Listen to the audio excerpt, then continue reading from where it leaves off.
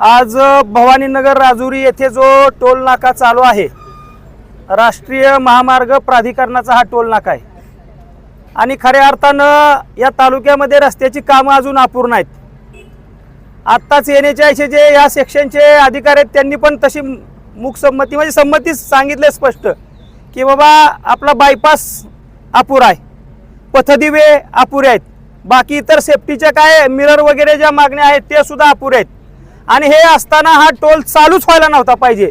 परंतु दुर्दैवानं आम्ही खऱ्या अर्थानं महिना 2 महिने वाट बघितली की या तालुक्याच्या प्रतिनिधीला आज जाग येईल, उद्या जाग येईल, परंतु दुर्दैवानं प्रतिनिधी झोपलेले आहेत। मग निश्चितपणानं आम्ही सर्वपक्षीय चळवळीतल्या कार्यकर्त्यांनी ठरवलं की ह्या तालुक्यातल्या शेतकरी, सामान्य कष्टकरी, उद्योजक, व्यावसायिक जे ये जा करतात त्यांची या ठिकाणी राष्ट्रीय महामार्गाला नाव संतश्रेष्ठ ज्ञानेश्वर महाराज पालखी महामार्ग आहे आणि ह्या पालखी महामार्गावर जर या ठिकाणी वाटमारी होत असेल सरकारच्या माध्यमातून चुकीच्या पद्धतीनं तर ती सहन केली जाणार नाही आणि त्या प्रकारे आज या ठिकाणी आपण निवेदन दिलेलं आहे।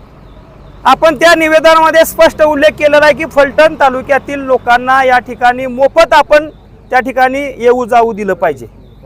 त्याचबरोबर जे अपूर्ण कामं आहेत, आपण आता टोल नाका चालू करण्याची घाई केलेली आहे। आत्ताच सम्राट आमचे बांधव आहेत पत्रकार, त्यांनी प्रश्न केला की मंडप पूर्ण होण्याच्या अगोदरच लग्न लावण्याचं हे काम आहे, निश्चितपणाने हे चुकीचं आहे। हा मंडप लवकर पूर्ण करा, लग्न लावलेलं आहे, परंतु हे तातडीनं काम पूर्ण करा। त्याचबरोबर पथदिवे चालू करा। त्याचबरोबर दिव्यांग बांधव यांना प्रत्येक टोल नाक्यावर सवलत आणि सूट आहे। अजिबात दिव्यांग दिसला तर ह्या टोल नाक्याच्या प्रशासनाने कोण चालवणार आहेत त्यांनी दिव्यांग असेल, शेतकरी असेल, व्यावसायिक असेल, कुणाशीही उद्धटपणाचं वर्तन करायचं नाही। कारण त्यांना जर असा गैरसमज असेल की एखादी गाडी आहे आणि हे काय करतात, सामान्य शेतकरी, कष्टकरी, सामान्य माणूस एकटा नाही, त्यांच्याबरोबर आम्ही सगळे आहे।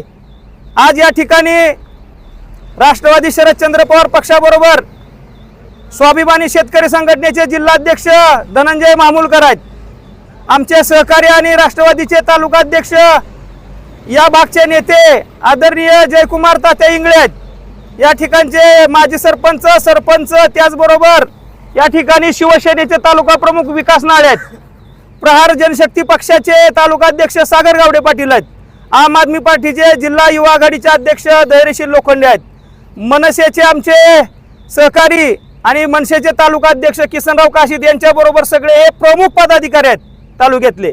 आमचे स्वाभिमानी तालुकाध्यक्ष नितीनराव यादव आहेत। हे आम्ही प्रमुख आलेलो आहे, हे आज आंदोलन नाही, आम्ही फक्त निवेदन करता आलेलो आहे।